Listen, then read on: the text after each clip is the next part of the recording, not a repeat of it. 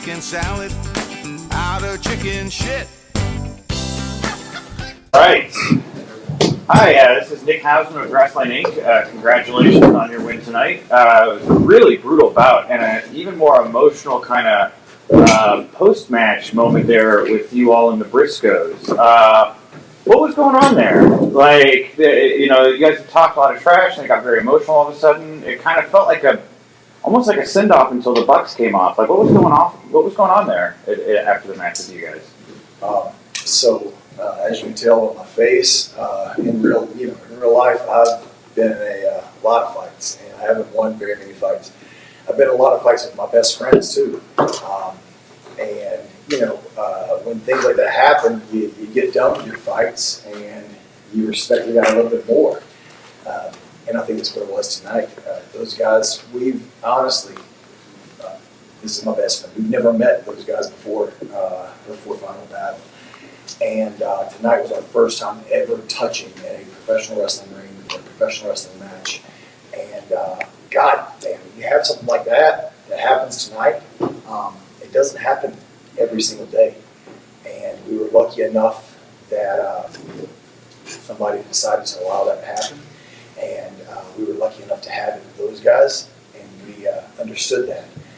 And when guys are that tough and they want to be as good, they want to match your intensity, match your athleticism, your enthusiasm, your physicality. God, you can't help but respect it. Yeah, and I think the thing about it for us, like you said, like the harder you hit somebody, I think the more respect you earn from them when they hit you back, and they don't fold. And all this with those guys, and I hate to use this word because it's overused, but it was organic. Like, we never started messaging each other saying, hey, let's set something up. It was just, there was buzz that started online, and people started like, hey, we want to see this match. And for a while, we didn't even respond. And we finally, let's throw some fuel on the fire. They keep talking their trash, so let's show how it's done.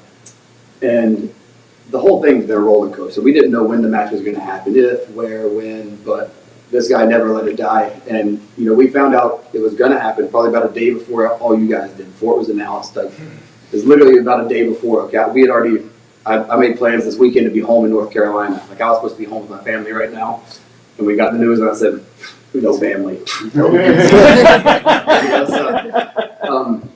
That's the thing. With these guys, it's always just been about being real. They were real, we were real. We weren't trying to be anything we weren't, and neither were they. And I think people appreciate that. And then the match out there tonight, we weren't trying to go out there and have this super fancy contest. Contest. We just wanted to fight and to feel. And I think ultimately in real life, they think they're, as great as guys they are, and as much respect as we have for them, they really think that they're the best tag team maybe of all time. And obviously, myself and Cash think that there's no other tag team that can do the stuff that we can do, and that makes for a great competition. Yeah, so we had no plans on shaking their hands after the match. It wasn't something like we thought it would be a cool moment. But sometimes the best moments are when you're in the moment, and it just happens. And after that, as much as I would love to punch them in the mouth every single night, because I want to show the world we are the best, and I think this right here does that. Right. There's nothing they should be ashamed of. They shouldn't, hold their heads down. They should hold their heads up, and we're going to make sure that they knew that and that we appreciate what they've done, not just for wrestling, but especially for Ring of Honor. Thank you. Joe? Hi, guys. Hi guys, Tony. How important was the bus from the arena, the building? It was insane. I mean, how important was the bus for you guys to perform tonight? Yeah, the buzz over the last couple of months, for me, I've been so nervous. I've been so nervous because as much as I talk tough, I want to deliver to the fans, because without them, I can't go home to my beautiful wife and my beautiful daughter and feed them. You know what I'm saying? And so delivering a match that would live up to their expectations scared the shit out of me. Especially while trying to stay true to ourselves, like wrestling the style that we're going to wrestle, and fans are kind of more used to car car crashes and stuff. And you know, I had an idea of what I wanted it to be, and we had an idea of what we wanted it to be. But man, you never know if you can hit the marks that the fans want to see.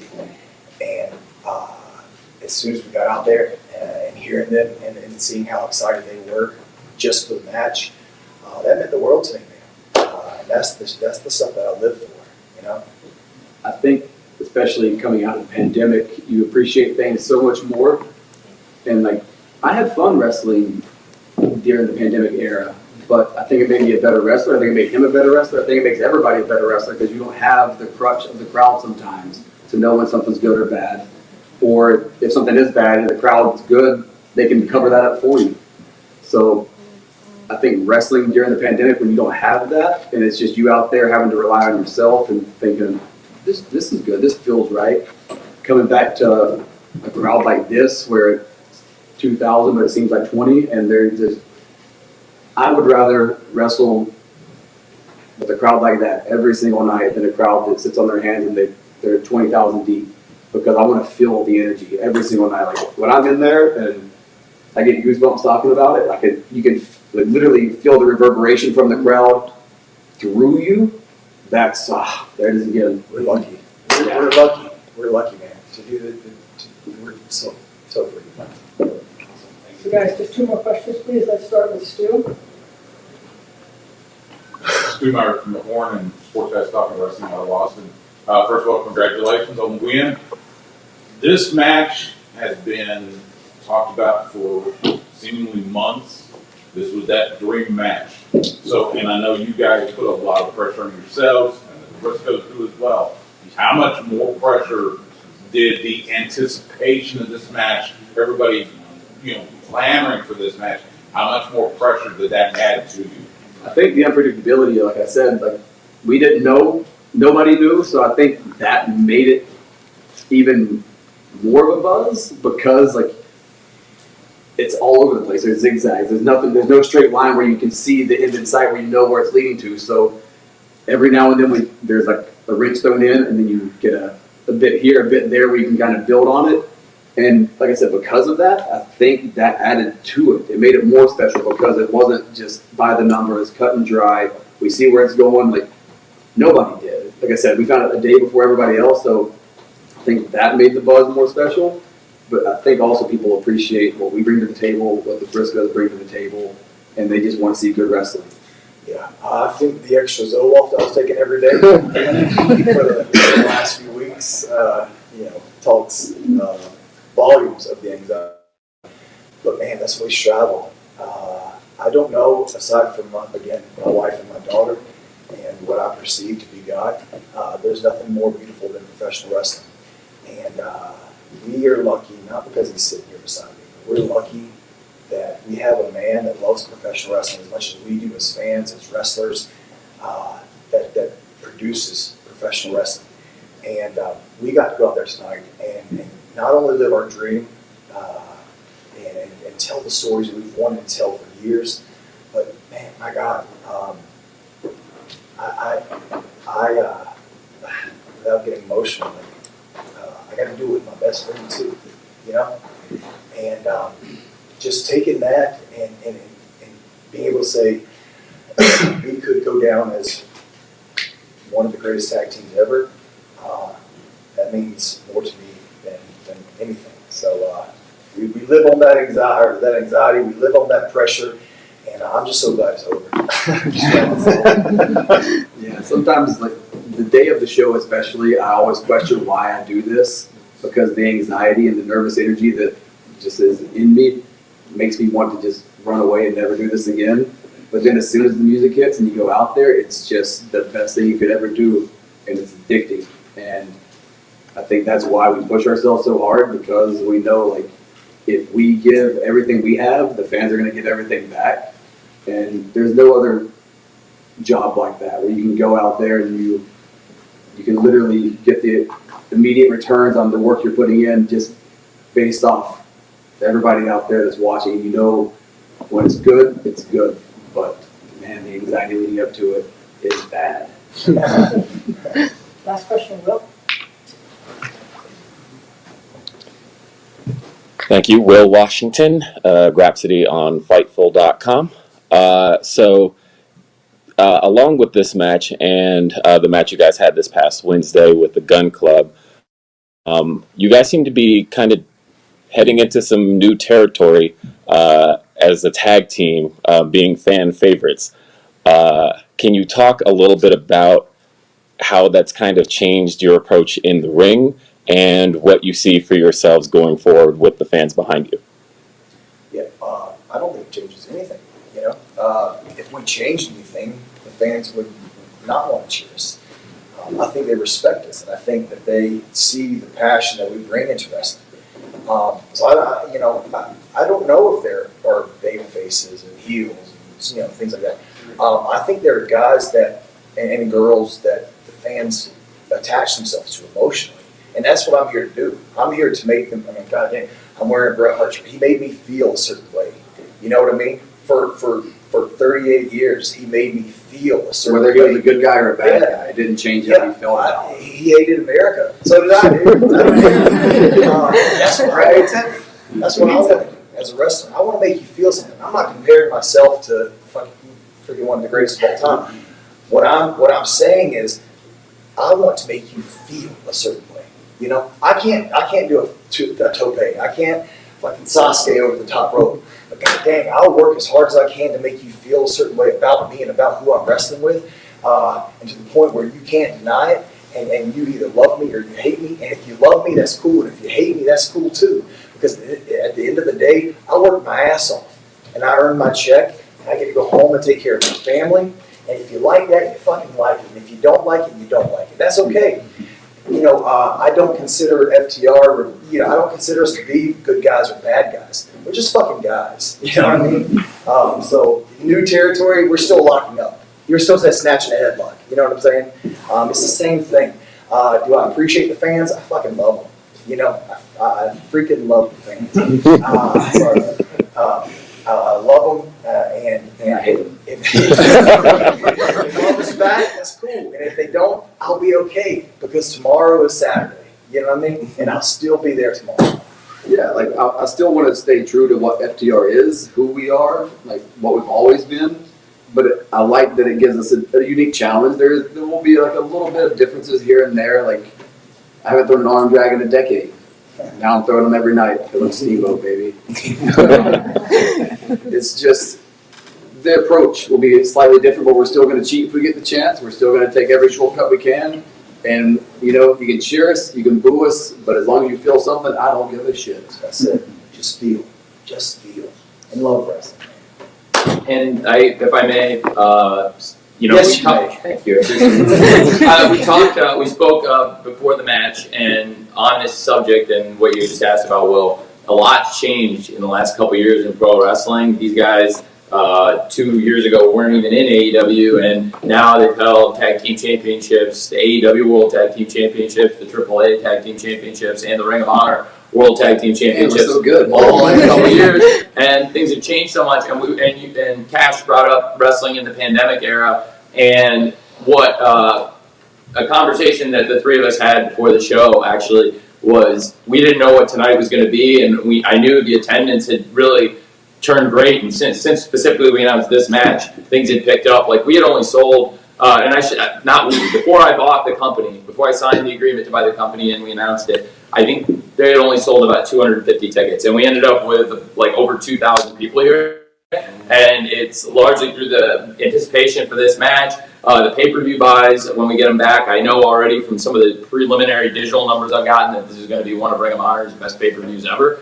If not, it's up there. And this match had a ton of anticipation, but we talked about where we were about a year and a half ago when they were the World Tag Team Champions and they had the match in AEW full gear in front of about 70% as many people that were here, but it was a very different type of thing because Daly's Place, we had social distancing, the fans were wearing masks, people were just getting used to coming back. In New Japan, they were just clapping, and even here, people were a little bit more restrained. But when Young Bucks versus FTR happened in AEW for the World Tag Team Championship, it may have been the worst moment of your life. It may have been one of the worst nights of your life. But the fact is, we didn't know what was going to happen with the Ring of Honor belts. We didn't know what was going to happen with the great match, and we didn't know it was going to be the classic that would hold up there with your great classic matches like that match. But now you have another chance. You have another chance, and you have 2 championships, and you've proven so much in the year and a half since then. And now, instead of about 1,250 people in a 5,000 seat building, you're going to be wrestling in front of 5,000 people in a 5,000 seat building, and every single one of them wants to see FTR versus the Young Bucks, and a lot's changed, and things have maybe changed around a lot in that time, but one thing that hasn't changed is the second time around. I think it's going to be a great match, and I can't wait for Wednesday, and congratulations to both of you, and I love you both very much. I love you, dude. I love professional wrestling. It's so fun. Love you, buddy.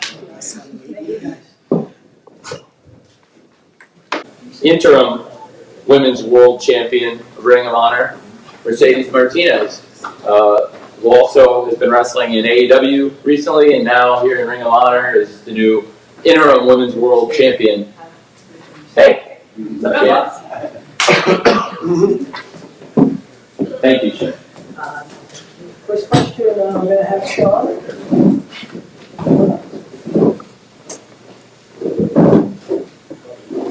Sean Rossap, Fightful. A couple of years ago, you passed up what at the time could have been a big career opportunity with a new group in another company, and now you're wrestling for AEW. You're the interim ROH Women's World Champion. I mean, I know there's been a lot of ups and downs since then, but like in that moment, as you won that title, how did you feel about those decisions? Because I mean, one always leads to another. I'm always a big believer that the universe has a plan for you.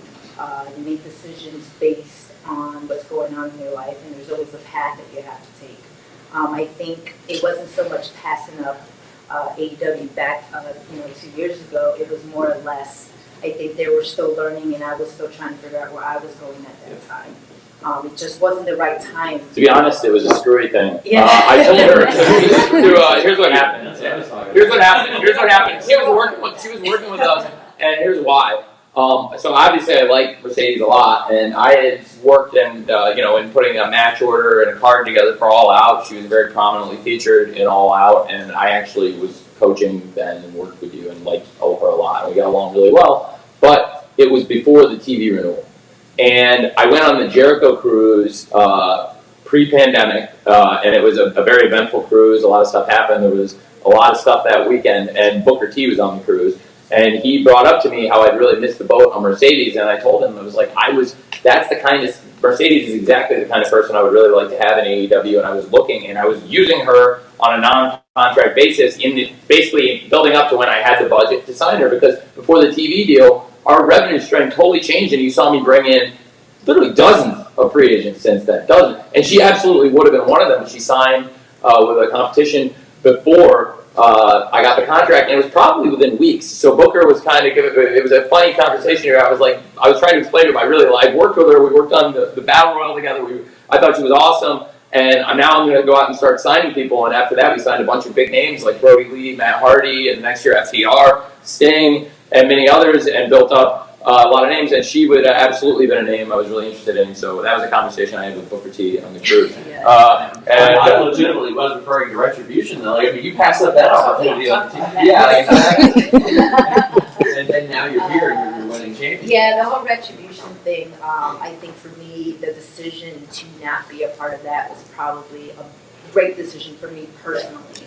I always believe my legacy has to be me in my truest form, which is as Mercedes Martinez, not part of a group or in a mass, and not to take away from anything that anybody in that group, they have their own decisions to make. For me personally, in my career in 20 years, I really did not want to change anything that I worked so hard for. The basis of my career has always been, I want to do this my way. True to my form, true as that I can be, very authentic, and it was always Mercedes, Mercedes, Mercedes. And have I turned down opportunities? Yes, of course. And I just truly believe that that was not the direction that I wanted my career to go. And everybody was on board. There was no bad press or anything like that. Everyone was on the same page. They understood where I was going for, what I wanted to do for my career. And that was it. And, I left and went back to NXT and kept my career there. So it was, for me, it was a good decision for me personally. That's all. That makes sense. Sorry, I didn't know that's what you meant. No, I thought you Touch meant on all that, out. but it's I thought great it's a good story too. It's a good story, and also it's like true because I really did enjoy. We had a good time at All Out, and then I enjoyed working with you, and I wanted her to come back, and it was just the one that got away, and now we're back together. Both kind of fit. Who's up next? Yeah, right here. Righteous Rage, Pro Wrestling Illustrated and Grab City Podcast. You said you've had a 20-year career. Congrats on the great career. How do you approach matches now as a 20-year veteran when you're up against a lot of talent that is highly touted, the internet loves these people, and you just come in as the veteran and play your role? How does it feel to play that veteran role now? I take it with pride. I really do. I think with me coming in and in the old school mentality, less is more. I think my body can only handle so much. You want to put out the best you can and really show that you can go with the young girls or guys, because I don't care who I'm in the room with. I think it's just building my body up and preparing my body up for those big matches and going all out on the big matches. And when you have the smaller matches, you kind of save your body. It's really just when I go in there, I teach the girls, hey, this is how you can do this better. Save your body for the long run. You want to have longevity in this industry, you really do. And if you go out there and you're constantly just go, high spots this, high spots that, you're going to potentially have yourself an injury and you're going to take yourself out of the game. I truly believe, with me having injuries in my career, being out 2 years here, 2 years there, it's because I was go. I was in that mentality just like they were. Now going into my 21 years now, I work a little smarter. I really do. I pick and choose what I can and can't do, but still being able to deliver on those matches and still highlight the girls as well. My match with Willow tonight was phenomenal. And we wrestled a couple years ago, and this match is the whole flip of what we did and what she can accomplish. My job as a veteran is to lift these girls up and get them to the level that I'm at and show the world that, yes, they can do all this crazy stuff, but when they're in the ring with someone like me, they have to learn a different style, a different way to showcase themselves. And it's really just getting them to have the experience to be able to do that when they do wrestle other people, and then when they do get to my level, would they be able to take that advice as well? So I take it really personally, and I really do want them to understand that my job is, if I'm here, I want them to get here and surpass me. Because my job is to pass the torch at some point in time and give them that experience. And I really do. I really think longevity is the name of the game. I want to be here 21 years if I didn't think longevity was the game. But tonight was not the night for passing it. No, I'm still in my prime. What are you talking about? Sure. Want to go Connor here? Hey guys, Connor Casey, comicbook.com. Tony, now that you have an interim women's champion, they plan on when the unification match might be. Yeah, we're looking at the schedule. It's no secret. I think there's other wrestling shows this weekend, and she had a contractual obligation tonight. So there was no way to work out a title match involving her. I think either one would have been a very worthy challenger. Mercedes, and obviously we saw Willow, also a very worthy challenger. So I decided, in the interest of the fans, as we've done in a previous situation before where the champion was unavailable, to make a date, crown an interim champion, and it gives a great show and a great match to the fans. It was a great match and a great show. And now we have an exciting championship match to look forward to. So when I can work out a date when she doesn't have her contractual obligations, we will make it happen. I'm very confident. Thanks. 2 more questions. Will, over here. Phil? Right front row. Great. Phil Lindsay, Grab City Podcast and Picture Report. For Mercedes, you recently had a match with Deanna, and of course she came out on top on that one. How are you preparing for the rematch? I know all her tricks. What are you talking about? It's the concept of reinventing yourself, reinventing your movesets. When you wrestle someone, as much as I wrestled Deanna, probably in the last 6 months, we were practically married to each other. So we know each other very, very well. I think in our next matchup, I have to pull out different things that no one has seen, up my game, go to training, and really level up the playing field when it comes to her. Because just like she has to level up, because it's on a different platform now. I always say that when I get in the ring with anybody that I'm familiar with, people seen it all already. between us two. So we have to always up the ante and show them something different that they haven't seen in our previous matchups. And that's really the game that's really challenging for anybody who's in the ring with someone who they're used to. So I think in the mindset, whenever this match does happen, you're going to see a different style of Mercedes. Yeah, I'll pull out my usual stuff, but I really do want to go into this with a different mentality and treat it as if, okay, this is someone new. What can I pull out that no one has seen yet? Because at the end of the day, I want to be that undisputed champion, of course. That's the goal, right? Yeah. Last question, second row. Damien Gracia, Big Gold Belt Media. You mentioned something really important, which is authenticity in your career. So being in your 21st year, how do you maintain your own personal authenticity throughout all of professional wrestling? I stay true to myself.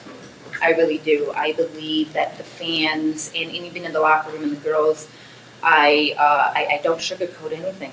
What you see is what you get. It really is. There is no character when you see Mercedes out there. There is no fakeness to me at all. The way I speak, the way my mannerisms are, it's really me when you see me out on the street.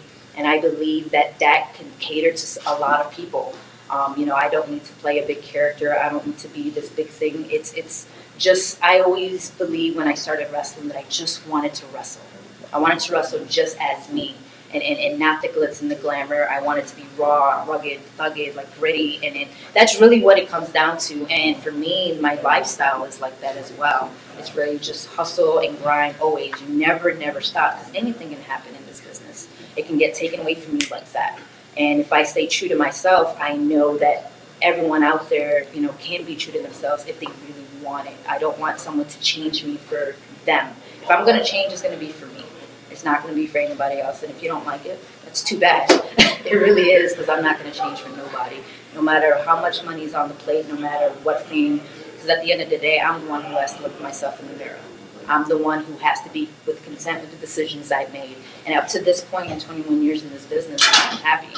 I really am. I'm content with the decisions I made. I don't regret anything that I have done in this business, because here I am, still killing it. Thank you very much. Thank you. Thanks, Jim.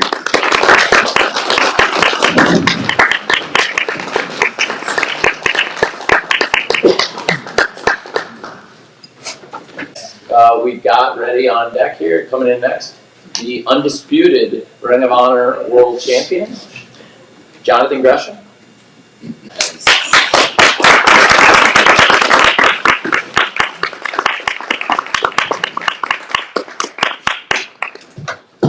Okay, questions?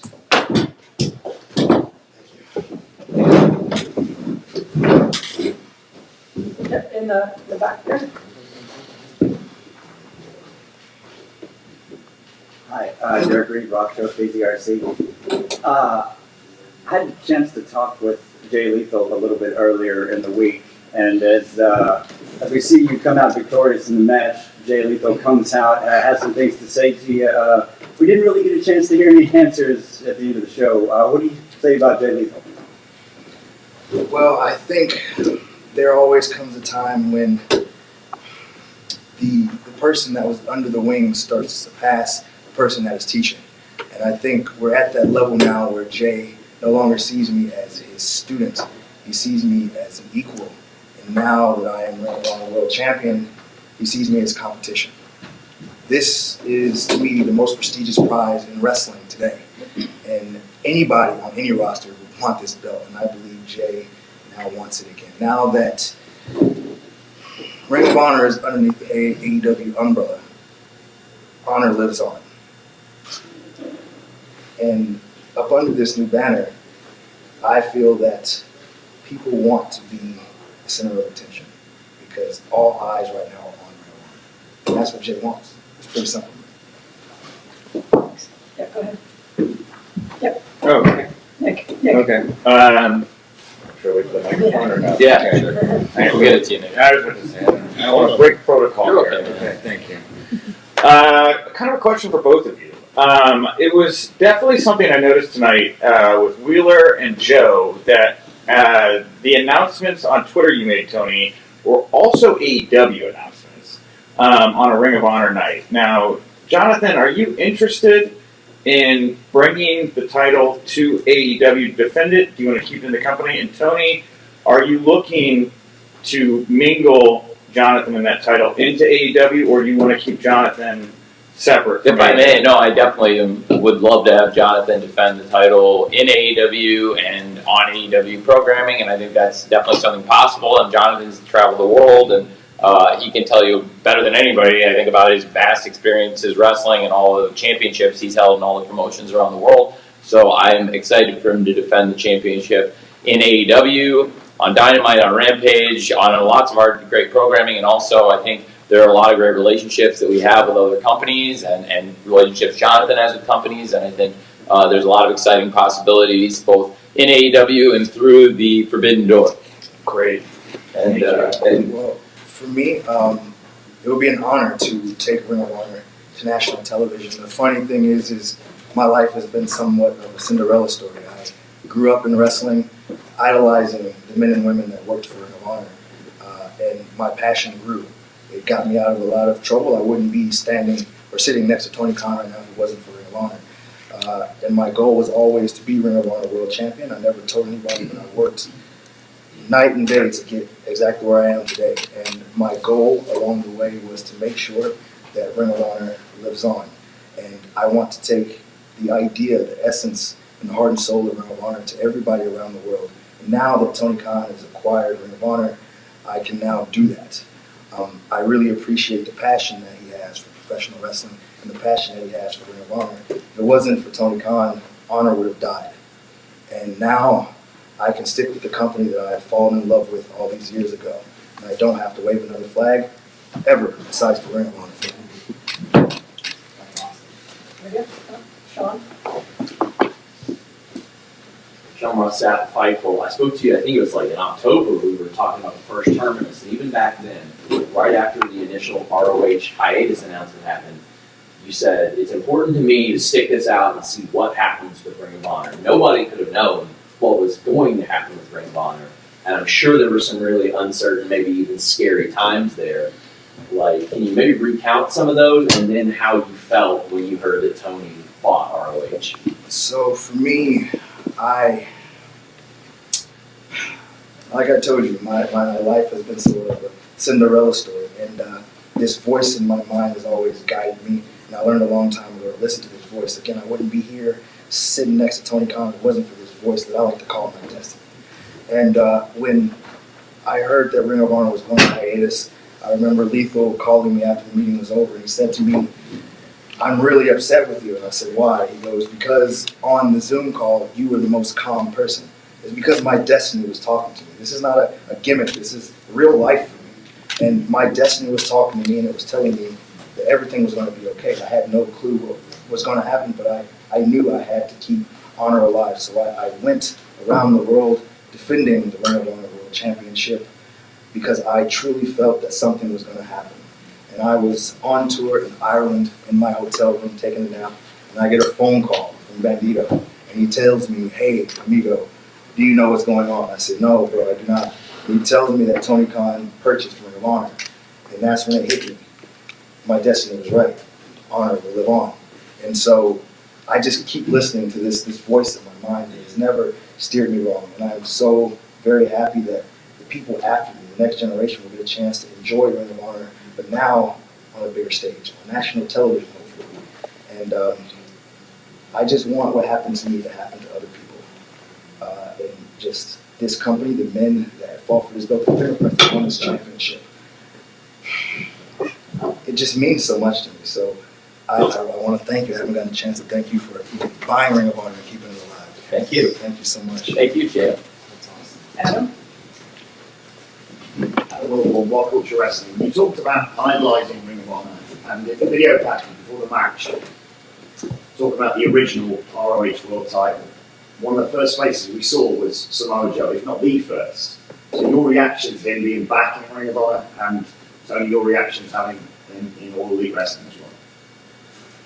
Well, I think I'm very excited to have Samoa Joe in both Ring of Honor and All Elite Wrestling. I thought his timing was impeccable, and I'm sure the champ agrees. But I'm very excited, and we're going to hear from him shortly, actually. So, I think you'll get to hear from him as well. But I know I'm very excited about having Samoa Joe in AEW. Samoa Joe is going to be on Dynamite on Wednesday, and it was great to have him here at Supercard. And I thought it made a great night of great wrestling, even a bit more special. And it was a really cool moment to see Samoa Joe in the ring, I think, with Jonathan Gresham and Lee Moriarty. A few different generations of great wrestlers and great Ring of Honor stars, and all people that potentially could be competing also in AEW. And very excited about a great championship match to end a great pay-per-view tonight at Supercard. For me, I'm just very excited, from the locker room to the people that are making special appearances tonight, like Samoa Joe. Christopher Daniels is in this locker room. Jay Lethal is here. BJ Whitmer is here. And to me, when I became conscious of how wrestling can be, and in my mind how wrestling should be, I call these men, these great men, the originals. And they still possess the fire and the spirit of what I believe wrestling was built upon. And having them here in this company to teach the next generation, to help us understand how to be pro wrestling, means the world to me. I am exactly where I'm supposed to be, and I'm very happy these guys are coming back to an umbrella that has someone that cares so passionately about the sports and the essence of this business. Tony Khan and Samoa Joe and Bryan Danielson, all these guys are keeping the business of pro wrestling alive, and I'm happy to be a part of it. Hi, Jonathan. Mike Dagger for Lucha Libre Online. So, going with that same question, piggyback on it, I would like to know, since people like Daniel Bryan, Samoa Joe, even CM Punk are part of All Elite Wrestling, and it seems like there's probably going to be some cross-promotional things here and there, if I'm not mistaken, right? Could be. How do you feel about facing people like possibly a CM Punk, a Samoa Joe, or Bryan Danielson? My travels during the hiatus was, in my mind, preparing me to face two men. Those men being CM Punk and Bryan Danielson. I believe that honor was lost a long time ago when they decided to change this championship to other versions of this. The fingerprints of the originals is on this championship. When it's seen around the world, people clap not for me, but for this championship, because it holds such a rich history. So, to me, when honor was taken away, now that I possess this, my job is to bring honor back to this championship. And the only way to do that is to wrestle two men. The men that took the name Best in the World away from Ring of Honor, CM Punk. The man that buried the division that I revived, the pure division, Bryan Danielson. So my job is to wrestle these two men, win or loss, to restore honor to this championship. So those are the matches that I look forward to. And I feel like my job will be done. I will have done what I needed to do for Ring of Honor. After that, my future is unclear. One more question? Over here? Oh, sorry, Rachel. You know what, I'm gonna let y'all have it. Thank you. Rachel Stretch of Pro Wrestling Illustrated and Gresham Podcast. Great match tonight, Mr. Jonathan Gresham. Congratulations on your victory. There was a lot of fanfare, a lot of things surrounding this event tonight. You were the main event. There's a lot of things surrounding your match. How do you kind of block out everything that's happened, the sale of Ring of Honor, being involved with AEW, this show, coming to different venues? How did you just kind of block all that out to focus on being the undisputed Ring of Honor champion and not letting the outside curriculum kind of get you off track? That's very easy. I stay off of social media. I delete the apps. Got you. Okay. Thank you very much.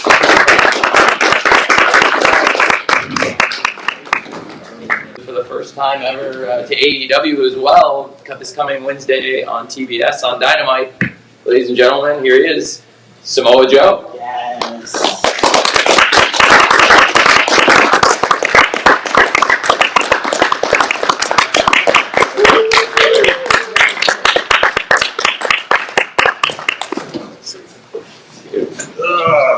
Okay, questions? Well, let's go with Sean.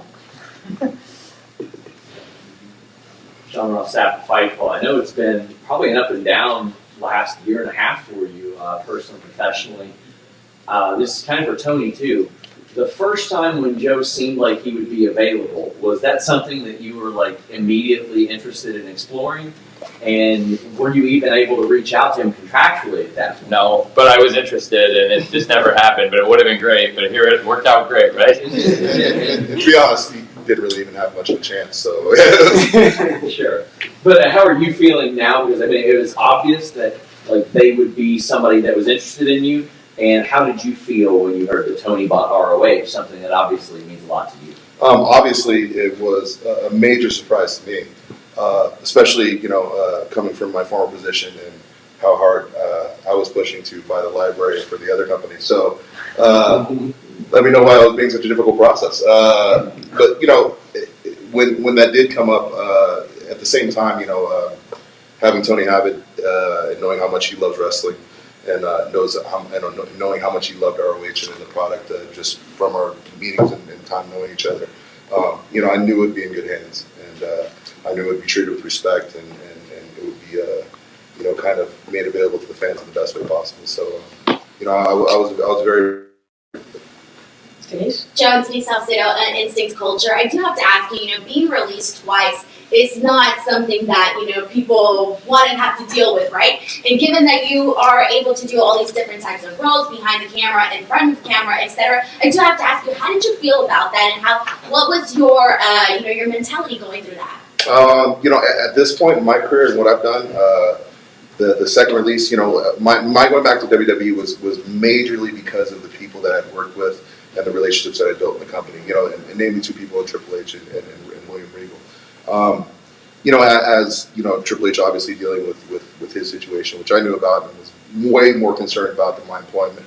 And Regal, his departure, I knew the writing was on the wall for me. And, which is fine. We were a big collective team and a big collective kind of, think tank within the company. And, they went a different way. And, as far as the release, I mean, it's an up and down process for a lot of people. For me, I mean, it just freed me up to really kind of pursue a lot of projects that I really wanted to work on, and kind of freed me up to start talking with Tony and talking about the future of what he wanted to do, and I was very surprised a lot of that matched up. Next, Joel. Joel Torres from Contralona. ROH Originals, AEW Originals, new stars coming out on ROH and AEW. How do you feel about this? I mean, there's a lot of new generation, and you guys can combine now the originals and the new generation. How do you feel about working with this? I'm more than excited. These are the environments that I love. A lot of guys, they get to a certain point in the industry, and they don't want to put themselves in the crucible. They don't want to put themselves in situations where they got young, hungry guys who want to come up to throw it out for their spot. I've never had an issue with that, and that's a major reason why I'm here. Talking with Tony, understanding the lay of the land and the athletes that have been attracted to AEW and ROH, I knew that it was a place that I wanted to be. A lot of familiar faces, a lot of new, kind of burgeoning stars that are coming into their own. And, these are the environments where I thrive. When I came into NXT, it was very much the same type of thing. When I came into WWE, everywhere I go, I'm searching out for those type of matchups with those type of individuals. And AEW is flush with them, and ROH is flush with them. And, now I have this grand opportunity to pursue those targets on both brands. Hello, Joe. Mike Dagger for Charlie Brown Line. I know it's been a bit difficult, maybe 2 years when it comes to it with the releases, but not only that, but you have been known to have a few injuries that have been lingering with Father Time's unbeatable, right? Mm-hmm. So how do you feel moving forward that that you're gonna have to fight a different generation of wrestlers, younger wrestlers, and be able to keep up with that? No, I'm more than confident. What you got to understand too is, coming into WWE, that is me coming off a 15-year plus career, probably the worst medical care that a guy can get, and going into probably, a very, very, arduous schedule. And, I did have a few injuries, one of them just being the major concussion, which took me out for a while. And honestly, I took extra time. When it comes to brain injury and stuff like that, I wasn't willing to risk going back quickly and potentially harming myself permanently. It's a dumb thing to do. We have too much science on our side. We have too much knowledge now that we can, kind of pull back and treat things properly and take the time to heal. And, I took the time to do that. And that was really just my major issue. Was I was taking the right amount of time to make sure that I was ready to come back to the ring. And, as for my last injury, obviously it was more of a circumstance of the world that we all currently live in now. And, it pops up here and there. And, I've been healthy. I'm more than ready to go, and I'm excited to go. Thanks much. Right, just read Pro Wrestling Illustrated and Grab City podcast. Samoa Joe, it's amazing to see you here in All Elite Wrestling. You talked a little bit about... And in Ring of Honor. And in Ring of Honor, I was getting there, Tony. Thanks, You talked a little bit about the wanting to purchase the Ring of Honor library. My personal favorite independent wrestling match of all time is Samoa Joe against Kenta Kobashi. A great, amazing match. I watch it all the time. As we see, you've signed with AEW. Was signing with AEW, was the Ring of Honor kind of thing being together or talked about, did that play a role in you wanting to sign with AEW? It played a role, but I mean, the initial discussions, because obviously, Tony was playing his cards very close to his chest, and not revealing things on his own end, heavily alluding to it, but never quite revealing. So, it did play a major role because, obviously, I have a lot of my legacy tied up with the promotion, and a lot of work that many fans have enjoyed over the years has been affiliated with the promotion. So, to see it and to be a part of it and to help influence the future of it, it was kind of a unmissable opportunity.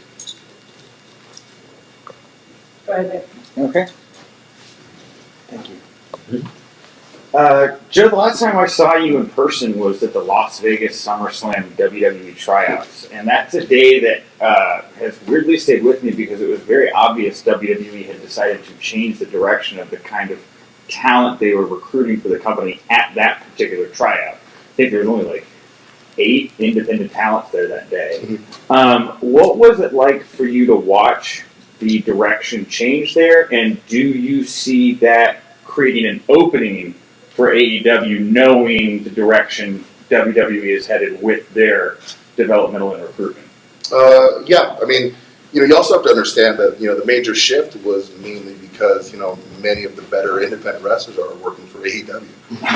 So, I mean, let's just be honest here. I mean, when we're tapping into a market and we're looking for new athletes when I was with WWE at the time, the market's tapped and you try to find a new market. And that really was probably a lot of the impetus of why they chose to switch directions. So, if there's not a lot of gold in the well, you start digging somewhere else.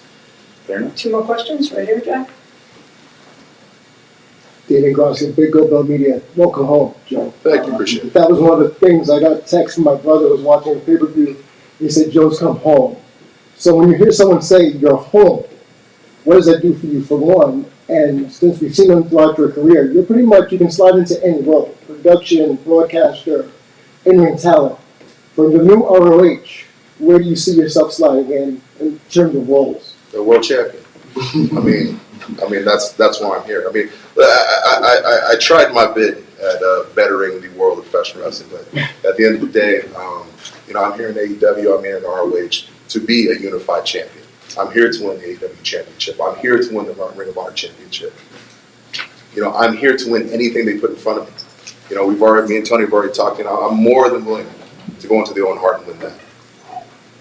Like, this ain't a game anymore. I mean, listen, AEW's got a lot of feel-good moments, a lot of great wrestlers who really respect each other. I don't respect nobody until you're in the ring with me. I'm coming out there to smack people in their mouth and take what they have. And that's pretty much my edict when I'm here. Let's get it real clear. I mean, hey, broadcaster, mentor, good guy, hey, I am all those things, but not here. Not here. Last question. Go ahead. Hi, Samir from Wrestling News Co. So you were talking about how there's some newer talent here in AEW and ROH. Is there anybody that you would really want to get in the ring with? I had a pretty large list of grapplers I could list it off. And the roster is flush with those types of individuals. But every day that I go out there, it's important that everybody knows that they're not special, they're not unique, they're another target in my way. They're another person who I must go through to get what I want. So as far as who do I want in AEW, I want it all. If you got an issue and you think you're the man in the company, come see me. We'll switch that up. We will fix that perception. That's why I'm here. Thank you very much.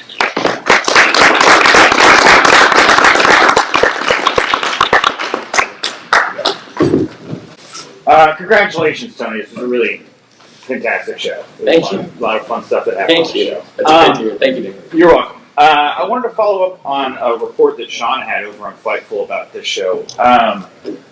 There were two talents that apparently were booked and then taken off the show, and that was Killer Cross and Scarlett. Is that true?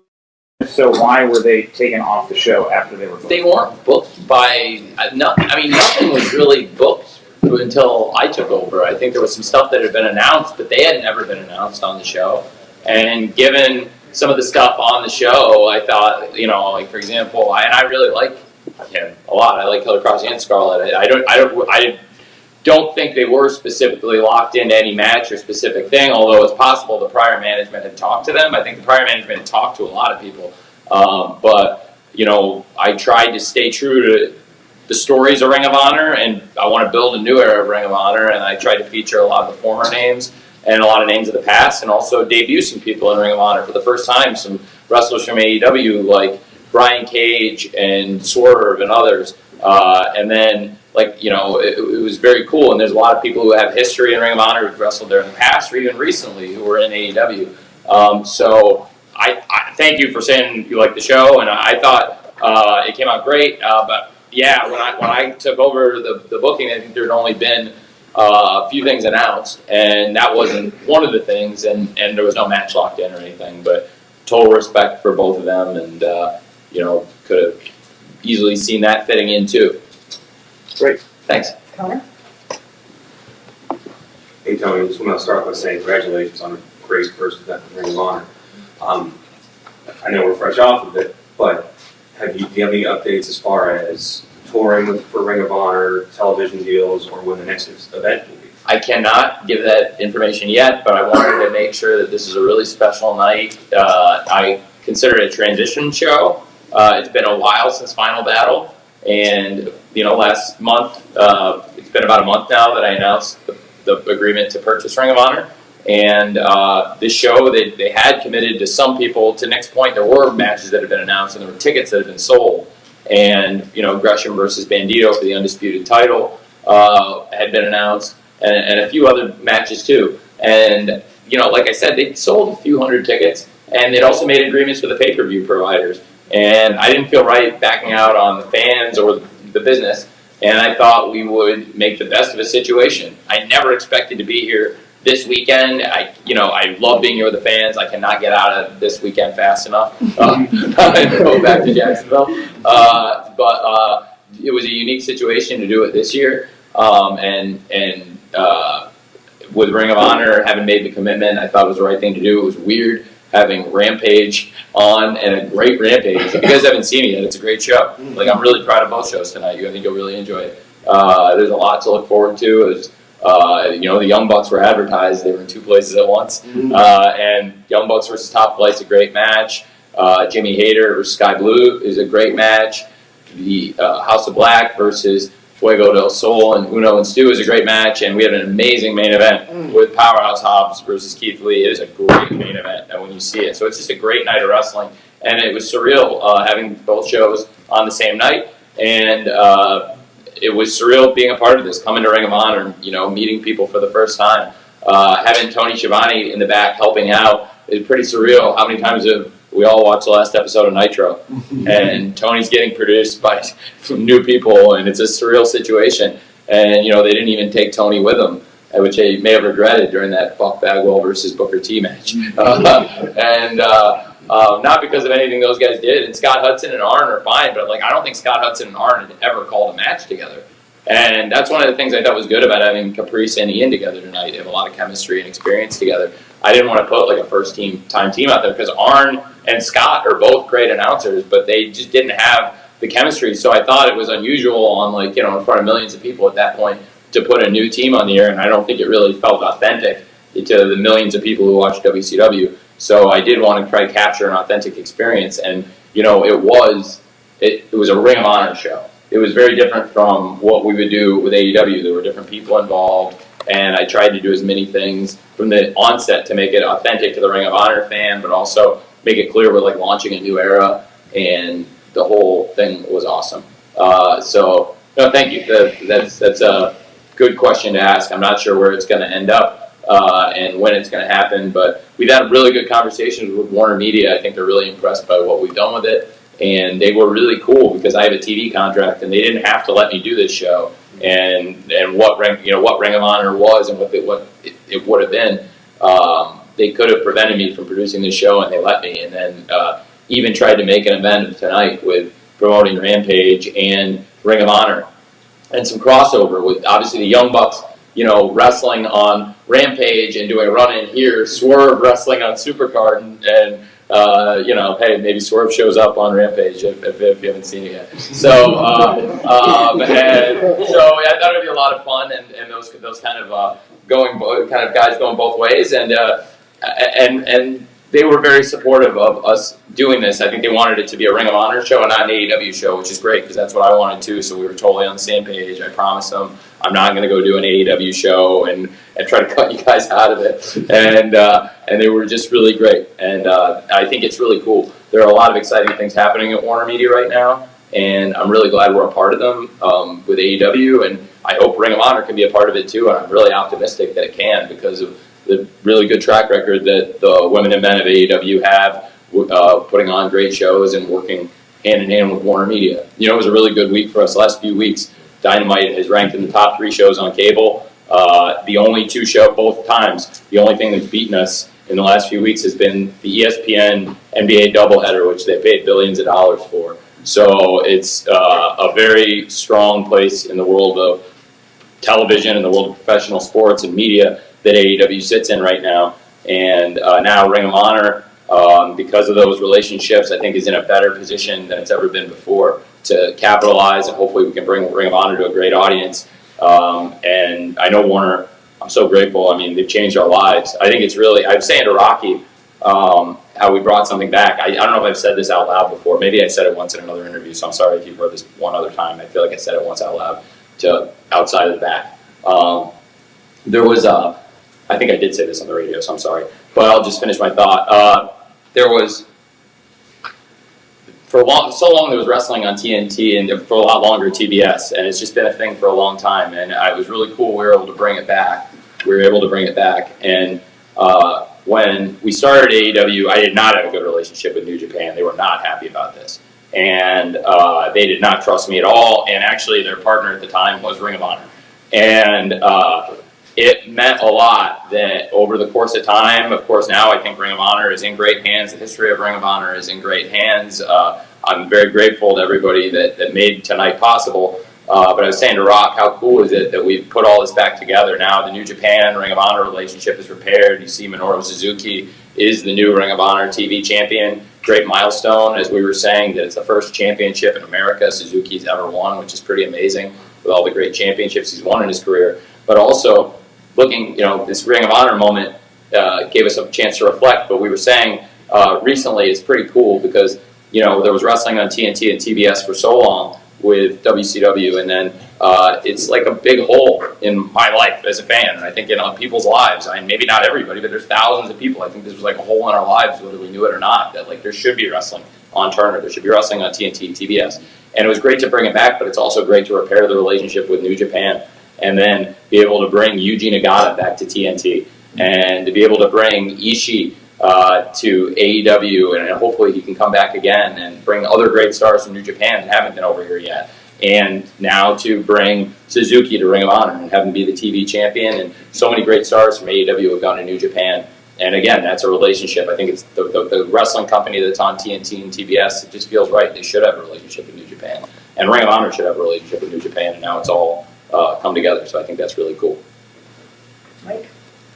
Hi, Tony. Mike from Lucha Libre 9. Yeah. So I have a question.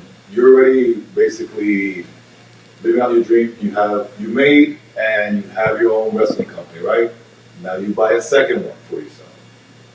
How much pressure are you feeling right now that you have to produce all of the AEW shows and book them, and now you have another baby that you got to take care of. I feel like we got through a really good week.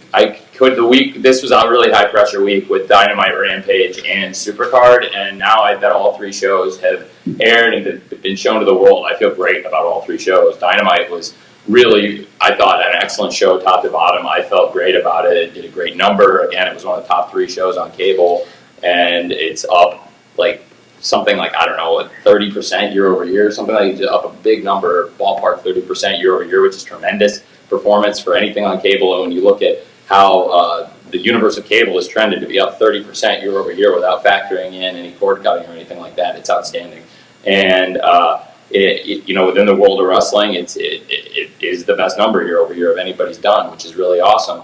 And I really am very proud of what we did this week, because not only do we have a great Dynamite, but then went out tonight, and obviously, I felt good about Rampage airing tonight, but as I've said, and went through those matches, but then tonight there was a lot of pressure to do something I've never done before, which is a Ring of Honor show. And it's not like an AEW show, because I know the spirit of AEW, because I've been in every single show we've ever done, and there's not a match that's ever happened in AEW where I wasn't in the chair. And but there at Ring of Honor has never been a match where I was in the chair, and there's been 20 years of matches. So it's a lot of history, and there's a lot of fans, and there's thousands of fans all over the world, and I'm shocked. I don't know the final number yet, which is based on the digital projection I just got. I'm shocked. It is multiple times what anybody had ever projected for this show. So the interest in the new Ring of Honor around the world is obvious, and you heard that great crowd and saw the great crowd that we got, which was not the crowd that the show was tracking for before we signed the purchase agreement last month, and especially since we started announcing these new matches. So there's really exciting things happening in the world of pro wrestling. Obviously, there's a lot happening in pro wrestling, and I'm not naive to that, being where I am right now. There's a reason I'm getting out of town. And I think I'm very excited about what we're doing, and I think it's a great time to be a wrestling fan. And there hasn't been this many things, I think, happening in pro wrestling until these last few years in a long time. And certainly haven't been this many wrestling shows on national television as we get now. So it's awesome, I think, and it's great for the fans, and especially for the men and women of the company, AEW and now Ring of Honor as well. And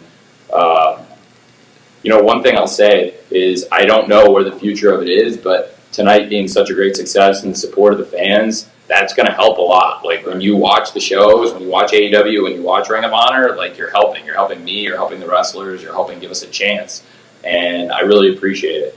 And I think what's awesome about the wrestling fans, and what I really try to do, and I think we've done a good job of doing, is, I watch wrestling for 30-something years, and I've seen companies go get in a pattern where they don't listen to the fans. And look, anybody in this position is going to make a mistake every once in a while. Nobody bats 1,000, but what's really cool, I think, is like if we make a mistake here or there, we've always tried to listen and make it better, and I think the fans really do know and appreciate that, because we have a really good track record of coming through on our promises. And then if we do something on a show that isn't exactly what people expected or what they wanted to see, I do try to listen to that. I can't always give everyone exactly that week what they expect. A lot of times things are happening and they're going somewhere and there's a plan. And I just know that the loyalty and support of our fans is what made this show possible. And now the loyalty and support that we got from everyone here in the building tonight and on pay-per-view is why I think there's a really good future for Ring of Honor. So it's a really good question you guys asked. Well, no, not really. I mean, now the pressure's,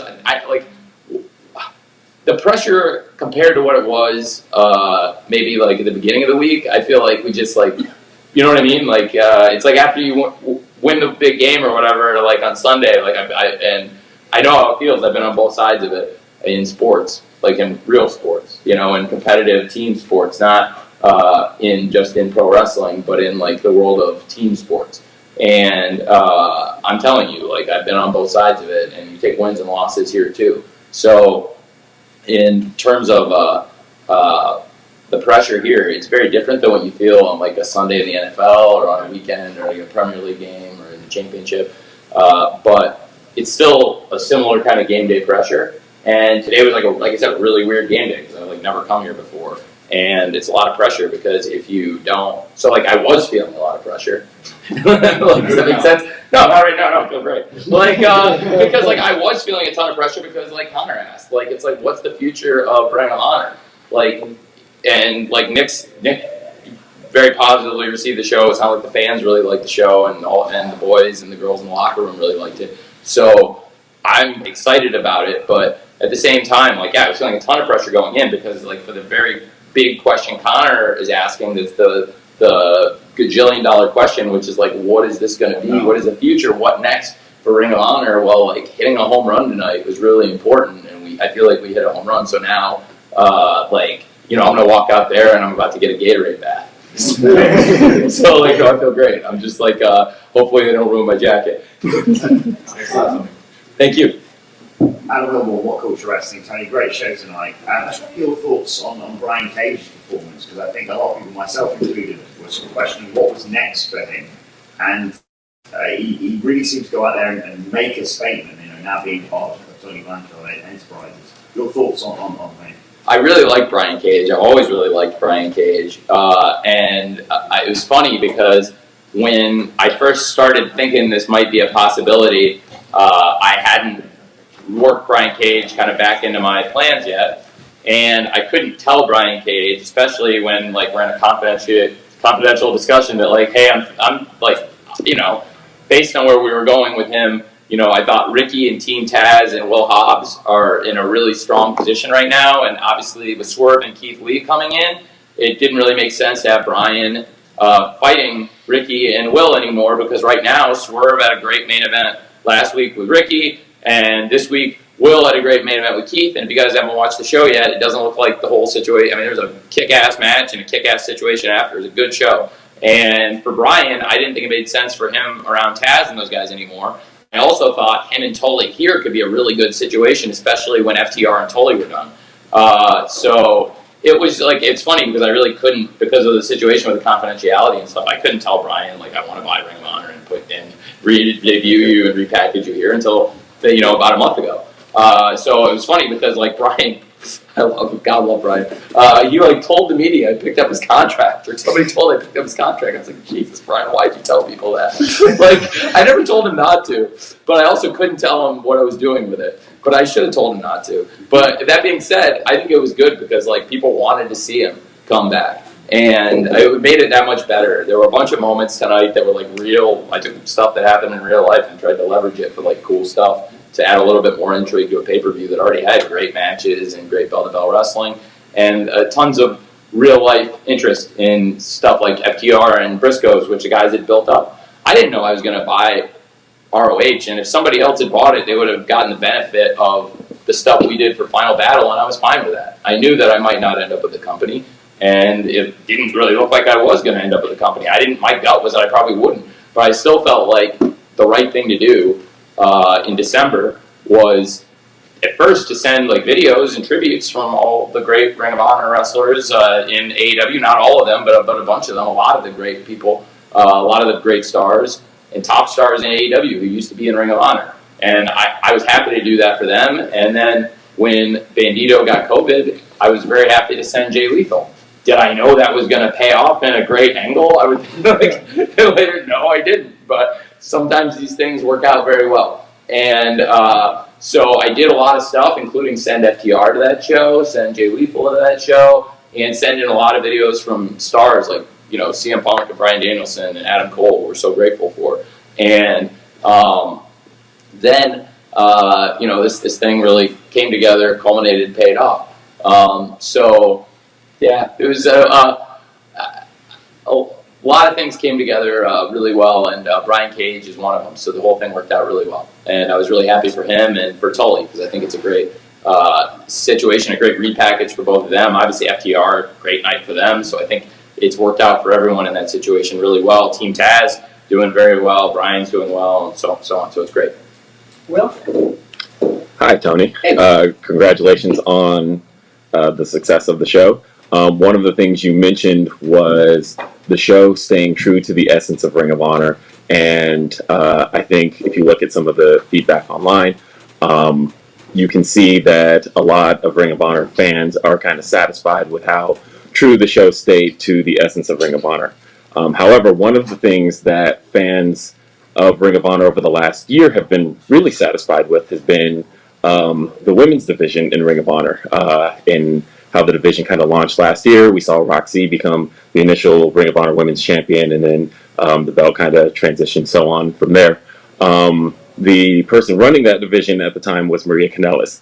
And she's been fairly vocal online about wanting to get a conversation in with you. Is that a conversation you're interested in having and resuming some of the direction that Ring of Honor had last year with the women's division? Sure. It was a very different show at the time. I don't really have the same TV platform at this point. So I would be interested in talking to Maria. Sure. Yeah, absolutely. I think she's a great wrestler, and I've heard great things about what she did here. I do have a staff and direction in mind when I relaunched the show. I have a lot of talent in mind, including some people that have wrestled here before and some people that haven't wrestled here before. I was really excited to bring AQA in tonight. And I was excited about bringing AQA in general. Ironically, I scouted AQA in a Toni Storm match. And she wrestled Toni Storm on TV last year. And actually, I called Sanjay, and I was looking for somebody to wrestle Jade. And I called Sanjay, and I said, I really like this Toni Storm versus AQA match. I like this AQA. And she did really well, and Toni was great.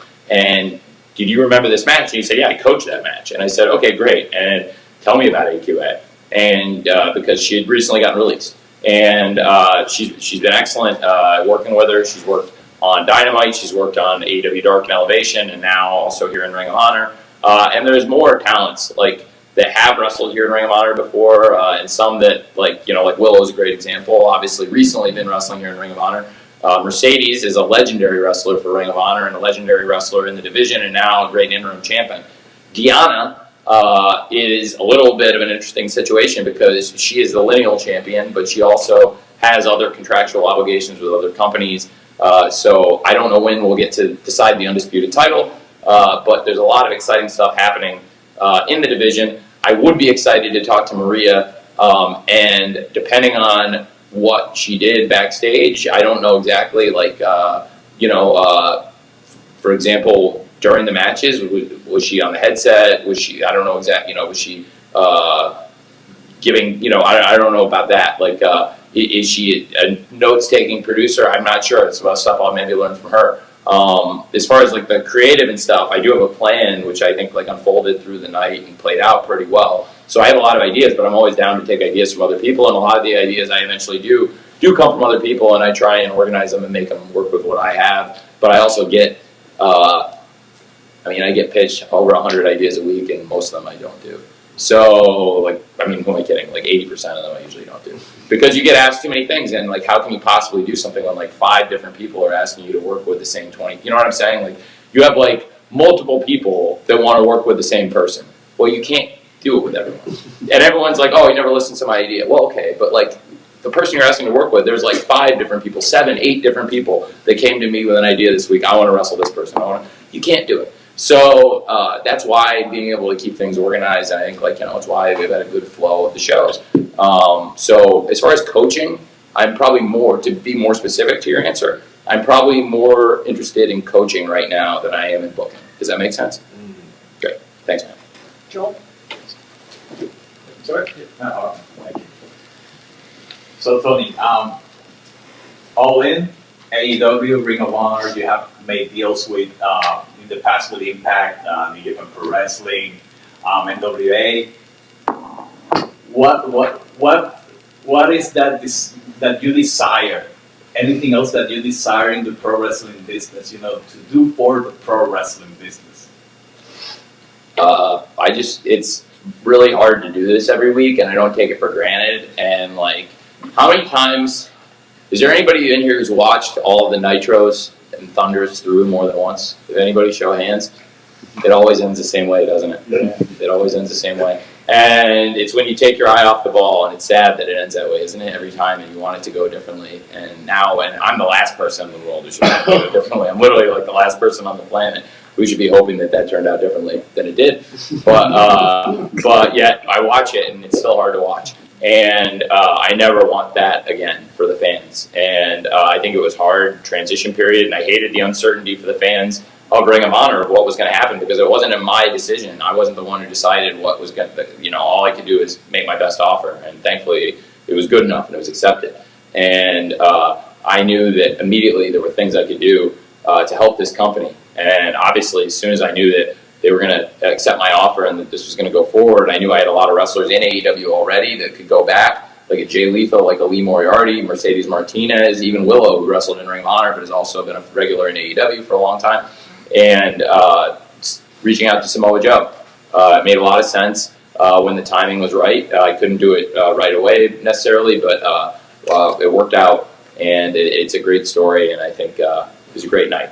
So for me, I just want to keep it going. I would like to keep, and that involves the fans. Like, I can't do it. I need all of you, and it involves the fans and the media, and it involves the people covering wrestling. And I don't ask anybody to sugarcoat it. I just want people to watch the wrestling and give it a chance. Sometimes it's hard because it's not hard. Who am I kidding? It's great. I have the easiest job in the world. Sometimes I get. Sometimes I work myself up because I feel like AEW, because we do things the right way and have good shows pretty regularly, and there's a decent amount of wrestling in almost every episode. If we ever get away from something or do something that people don't like, I feel like people are almost very quick. Sometimes, but I also don't take the support for granted. But sometimes I think we get held to a different standard than other people, and that's okay, because I think we probably did that to ourselves, and it's a good thing, because if people have liked the shows that much, where people have said that many positive things about the pay-per-views and the TV shows we've done, I think it's a really good thing. I also think that the quality of AEW and the quality of the recent pay-per-views, the 3 biggest pay-per-views in terms of buy rates we've ever done, have been the last 3, and they've arguably also been the 3 best pay-per-views we've ever done, with Revolution, Full Gear, and All Out. That's our 3 biggest commercially, and probably our 3 best. And so it sets a high standard of performance, and I think people wonder what was going to happen with Ring of Honor, and I really felt like we lived up to our expectations, which is great. Like, there's been shows that had really good matches and really good moments on them, like All Out 2020, and that's like a really good example, because like I would go back and do things totally different about that show again if I could. But I also think there's a lot of really great stuff on All Out 2020. And so I think there's, I still look at the positives there, but when you do a show like this, where pretty much everything comes off perfect, or like Revolution last month, where everything's great, really our last few shows, and where the fans are happy and the wrestlers are happy, and coming out really positive in terms of injuries, because it's a very dangerous sport, and everyone's okay, it seems like, which is great. That's always a great thing. So no, there's nothing else I want except to keep the fans watching AEW, and now to keep fans interested in Ring of Honor, and the fan interest and what the fans here in the Dallas Metroplex, and all the people who came and traveled here for this show, or for whatever show they came here for, the people who are here tonight, and the thousands and thousands of people who bought the show on pay-per-view, way beyond anybody's wildest expectations, are what really probably mean that there's a really good future for Ring of Honor. I have a good feeling. A few more for Tony. Damien? Tony, great show overall, gotta admit. I'm a ROH lifer from back in New York City, so it was good to see it here in DFW come to life. You mentioned your vision for it eventually, where even though you don't know where it's going to go, and today was the first day you were in the chair, so to speak, for Ring of Honor. Who will you lean on going forward if you are to cultivate your vision? Who are you going to lean on so you don't burn yourself out on both ends, because you want to get into the coaching aspect? Yeah. So who, besides you being a coach, what other people do you want to lean on? Well, I'm saying, what I meant by that answer, by the way, for Will, is I'm saying, like, in terms of hiring, like, the booking, I think I would have a good handle on, actually, and I listened to a lot of people, and will certainly solicit ideas from a lot of people, but also I think a lot of this show came out of one place that came pretty good. So I'm very happy with it, and I'm very happy with where we are creatively in a lot of our stuff, but I also, anytime anybody wants to bring me an idea, I'll if I can make it work, and if I like it, like, I'm going to do my best, and that's something everybody who's ever worked with me knows, especially people who successfully pitch me anything. And so, like, what I would say about it is, there's also for ideas for coaching, for either ideas in the match, especially, but also in long-term direction. The coaches are so valuable. we have great people in AEW who also were here tonight. They're former Ring of Honor wrestlers, and they were involved in the coaching aspect. Christopher Daniels, QT Marshall, Sanjay Dutt, a lot of great people. Also, other great wrestlers. Serena Deeb has been here. Serena Deeb in the coaching, and so a number of great people that can get involved on screen and off screen, who I work with really closely. And I do a lot with, as far as helping me put shows together. I think Sanjay and QT do a great job every week. QT's been here a long time. Sanjay is newer, has stepped up big time. And those guys are two essential people for sure. They were here tonight, and they do a great job, on screen and off screen. Although Sanjay on screen tonight, what a son of a bitch. Let's go with Reg and then Phil. Righteous Reg, Pro Wrestling Illustrated, Gresham podcast. Why do you hate this weekend so much, I don't. I love this weekend. I love tonight. Friday's great. Yeah, what I was leading to is, for me, I've been to a bunch of these weekends surrounding other companies, but specifically talking about tonight's show, I've watched a lot of great Ring of Honor shows during this, crazy weekend. And so what you're saying is this is the last Ring of Honor show I'll ever see? What do you mean? You're going to come to please, Reg, come to some more Ring of Honor. No, I'm saying for this, that's a year in advance, but man, it's soul crushing to have to book that. Right. But it was already booked, but man, I think we can draw without coming here. But on the other hand, it's a tradition for the fans who do come here. And to be honest, I never looked at it like that until you said it like that. Now you're making me feel really bad. Maybe I should. Well, AEW, I always said AEW was never going to come and do this. And I stuck to that. I never said Ring of Honor would never come and do it. And actually, we've done it once. So maybe I should do it, and I'll just get the hell out of town on Friday night. But that also gives them a year to counter-program something to do to me. So, that being said... What do you want to do? Double or nothing weekend. Well, that could be cool too. There's a lot of great wrestling on these pay-per-view weekends, and that's something to think about. And that's an idea. I love ideas, and I never thought of that till the IWC brought it up. And sometimes the IWC floats things, and I don't know if it was you first or somebody else, but I did see somebody say that. I never thought about that, but it's a hell of an idea. The only thing is, from Friday, we do the Fan Fest on Saturday. From do Rampage, the Fan Fest, possibly Ring of Honor, and this is all depending on, again, I have a TV contract, I have to run things by Warner Media and do everything the right way, but it's a hell of an idea. And it's very creative, but it is a lot on the weekend, and I'll be interested, we'll see how the crowd is this weekend, if they're, no, it's something to think about. It's a hell of an idea with Double or Nothing and All Out and Revolution and all the great weekends we create. It would probably work better with Double or Nothing, All Out, and Revolution versus Full Gear, because Full Gear is the only one that's on a Saturday, whereas the others are all on Sundays. But it's something to think about for sure. But again, hitting a home run in terms of the performance of this thing and showing that, it was the #1 trending thing in the world on Twitter, and the huge pay-per-view buys, and that we were able to do it the right way, I think bodes really well for the future. So that's why I was saying before, I don't feel the pressure so much anymore. I feel pretty good. Phil, and then second row, and then that's a wrap. Phil Lindsay, Gresham podcast. Phil, can I do one thing real quick? Sorry, I feel like I did not right by Reg real quick. So, Reg, thanks to you, I would consider it, and you've opened my mind up to something I probably hadn't considered before, because I never looked at your perspective on how people see the event, because that's very fair. And I'm the first person who always says, watch your wrestling. Right. And like I said, I never wanted AEW to piggyback on anyone's shows, but you're right. It's a Ring of Honor tradition that goes way back. So, what you're saying makes a lot of sense. So I have to look at it that way. So thank you. Right. In 2009, my first weekend, I went to an ROH show, and I still think about that show very often. So.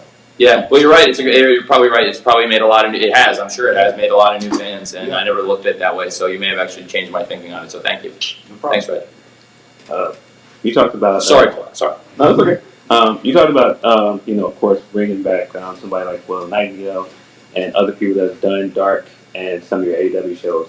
Another name that's done AEW shows is Trish Adora. Is there any interest in bringing her back to Ring of Honor? Yeah, I like Trish Adora.